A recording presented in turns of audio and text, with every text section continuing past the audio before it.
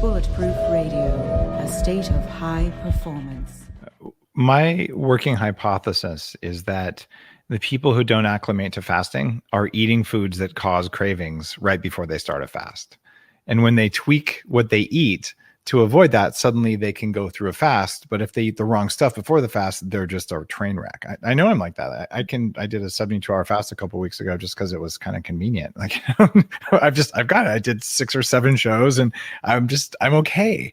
But then, if I was to eat something that was wrong for me, like a big old kale salad or something, I'm going to be ravenous, and then it's going to be distracting. And then, I'm probably going to be less emotionally resilient than I normally would be. Yeah.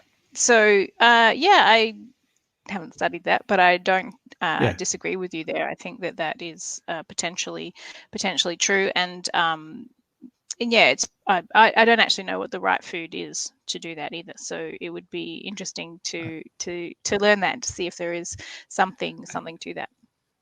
I will send you Fast This Way if you'd like to. It is not an academic book, but it has a lot of references.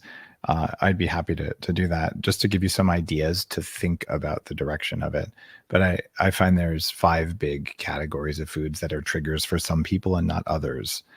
And this is from working with very large numbers of people over the last 10 years on the bulletproof diet side of things, which is like, what are the triggers?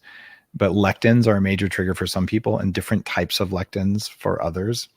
And they cause perturbations in ghrelin, insulin, and even like overall anxiety. So if you get inflammation from a nightshade vegetable because of your genetics, you're going to have a craving. But the next person doesn't have those genetics, eats them, and they're just fine. So it's really hard to tease out. You've got oxalic acid is another one that causes just environmental perturbations in people. This raw spinach and kale can be cravings. You've got phytates. And things like that that come in whole grains. For some people, a major issue. Other people, not that big of a deal. You give one person beans or whole grains and they're fine. The next person's like, I'm going to eat a horse. Right? And so you get into these buckets. Histamine will do it too. Fermented tofu full of histamine. People are histamine intolerant. Man, they're going to need a cookie. Right? And like they cannot fast without turning into a jerk. But then teasing those out. And the final one is if you're eating things like mycotoxins or high omega-6 oils.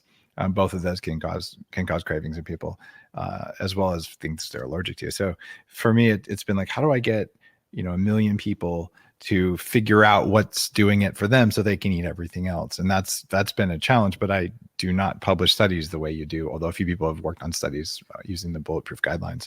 But I imagine if you clustered for those things, especially the first 3 or 4, you're probably like, that's funny. People eat pork, which is high in histamine. And those are the ones that have a hard time fasting. And the ones who aren't eating pork before their fast or processed lunch meats or whatever, they don't have a hard time. So I could predict those clusters and I'd bet on it, but I could totally be wrong too. I bet you'd find another cluster I never even thought about.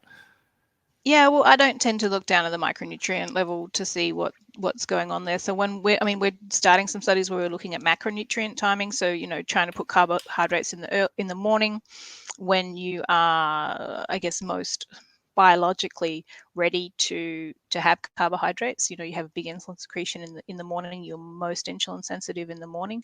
So carbohydrates are probably the time if you're going to have carbohydrates, you should probably have them in the morning, but we're studying that now. And also, protein. So maybe there's some evidence of having it later in the day. It's not great evidence yet, but maybe that's the best time to have protein. So there's that kind of timing of macronutrients, and I think that's an emerging field right now, where timing of things, timing of medicines is really exciting field right now as well. So all of the medications that people take, is beginning to be an appreciation that maybe we're not looking at when they're taking the medications, and that could be we might not be getting the optimal best bang for buck, and the same thing with carbohydrates and protein. So I think that is interesting, but I don't look at the micronutrients. We just kind of focus on the whole level. The whole level, I guess.